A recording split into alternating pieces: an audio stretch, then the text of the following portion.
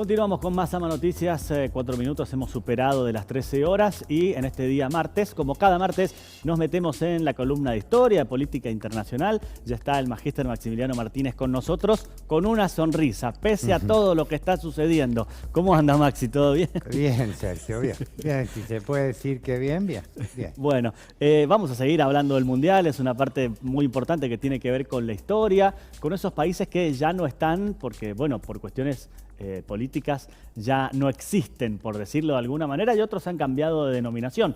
Es por eso que está el especialista, para hablar de este tema. Bien, vos sabés que hay un historiador social argentino que se llama Waldo Ansaldi, que vino a dar una conferencia a la Facultad de Filosofía, Humanidades y Arte, harán 2 o 3 años atrás, y le consultaron sobre si los estados actuales ya se habían consolidado, porque se hablaba de los procesos de construcción, organización y consolidación de los estados.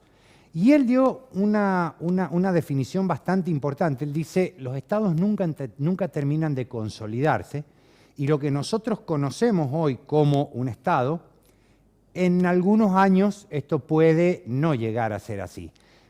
Y uno se quedó pensando y yo digo... ¿Te impactó? Me impactó, pero, a ver, me impactó sobre una cuestión que uno en su inconsciente teóricamente lo tiene.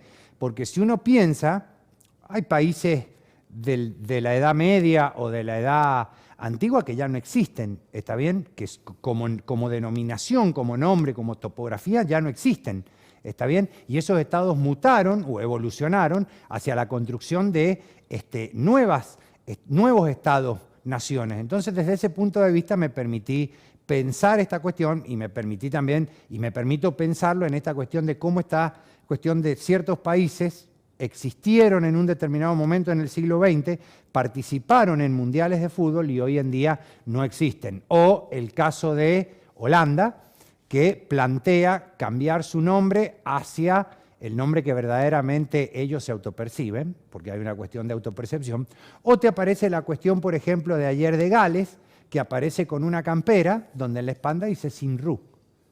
Y vos te planteas esto y decís, está todo focalizado sobre la cuestión de los Países Bajos o de Holanda, pero dejás de lado la cuestión de Gales en el hecho de decir la autopercepción de ellos como un país que integra la cuestión del Reino Unido. Que hace tiempo lo vienen debatiendo, ¿no? Hace un tiempo vienen debatiendo este tema. Desde hace más de 70, 80 años, desde que Irlanda plantea esta cuestión de esta Irlanda del Sur, Irlanda del Norte, católicos, protestantes, Gales y Escocia también plantean esta cuestión de tener su independencia, por decirlo entre comillas, fuera de esta cuestión del Reino Unido y de las monarquías como símbolos aglutinadores de nacionalidades. Porque en esto también me permito plantear a otro historiador argentino, que es Carlos Chiaramonte, que él plantea que los estados no existen y que los estados inventan a las naciones para justificarse en el presente. A nosotros nos enseñaron en la escuela secundaria, y hasta hoy mismo en día se repite esta cuestión, que la nación precede al Estado. Bien, Chiaramonte dice que no,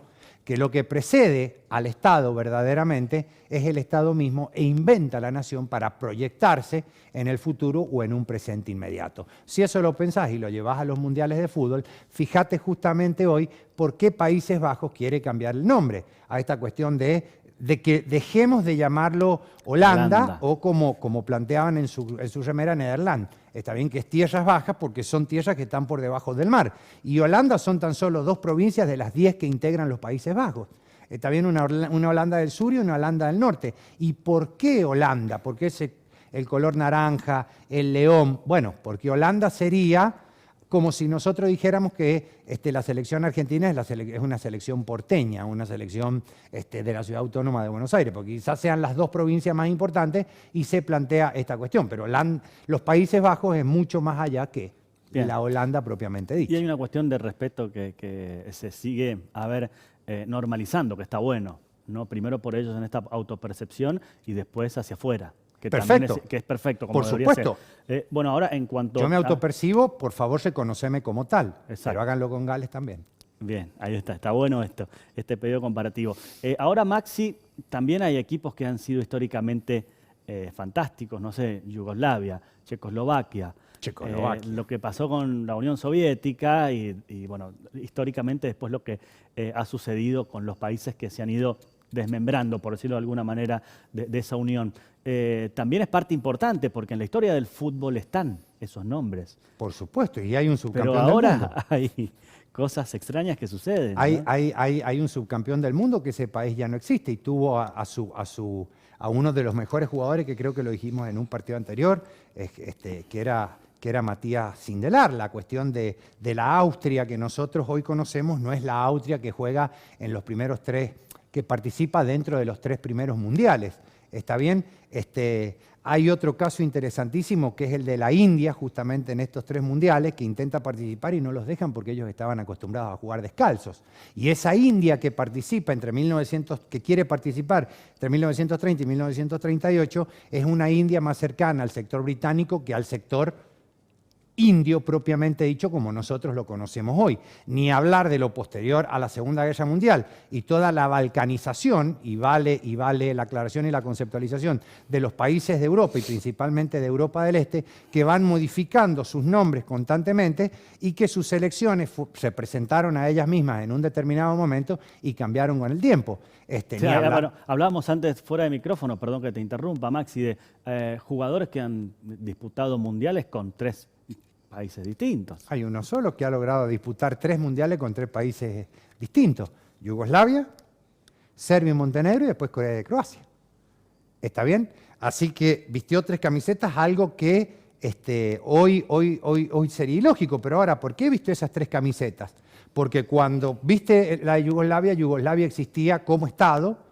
Cuando muere Tito, esa Yugoslavia se desmembra, se balcaniza, ahí aparece el concepto de balcanización, que es un concepto muy cercano a la cuestión de las relaciones internacionales, balcanización por los Balcanes, está bien por esta cuestión de la Yugoslavia, que Tito había logrado concentrar esos problemas religiosos, culturales,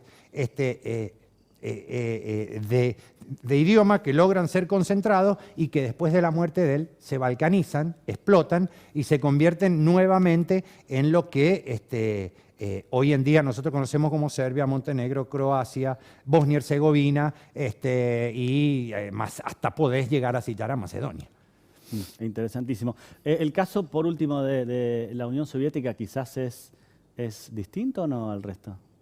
Y no podés negarlo, pero tampoco podés negarlo fuera o dejarlo fuera de ese proceso de descolonización que comienza primeramente después de la Segunda Guerra Mundial y que ese proceso de descolonización está vinculado directamente a la cuestión de la Guerra Fría. Está bien, los procesos de descolonización que se dan en el mundo, que se dan en África, que se dan en Europa del Este, que se dan en Asia, en Oceanía y hasta en América, influyen en esta cuestión. Salgamos un poquito del fútbol y vámonos al deporte en sí mismo.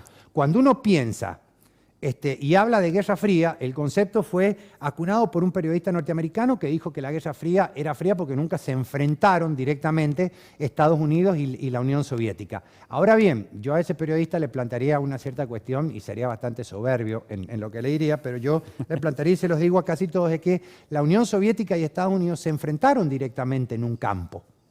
Si bien en el campo militar no se enfrentaron, en el político no se enfrentaron, en el económico no se enfrentaron directamente y en el militar tampoco, pero hubo un campo donde sí hubo un enfrentamiento directo y fue el campo deportivo. Las Olimpiadas fue el campo de enfrentamiento ideológico, político, económico que tuvieron estas 2 potencias para ver cuál era la mejor. Si vos medís, como me lo enseñó un profesor de la facultad, desde 1948 hasta 1991 y medís los 2 medalleros, vas a ver que ahí hay un enfrentamiento directo entre los dos. Y si vos hoy, desde el 91 en adelante, separás todas las repúblicas que se separaron de la ex Unión Soviética y sumás todas esas medallas, la cuestión del socialismo se sigue imponiendo deportivamente sobre la cuestión del capitalismo. Y ni hablar de los 2 boicots que se dieron en las Olimpiadas de Moscú en 1980 y en Los Ángeles en 1984. Que eso te muestra una cuestión. Cuando se quiere boicotear un evento deportivo, se lo hace y no se da tantas vueltas como se da vuelta hoy con la cuestión de Qatar. Maxi, un placer como siempre. Muchas gracias por venir. Gracias a ustedes. Nos encontramos la semana próxima. Contentos. Esperemos. Contentos. Esperemos. Ojalá así sea. Muchas gracias.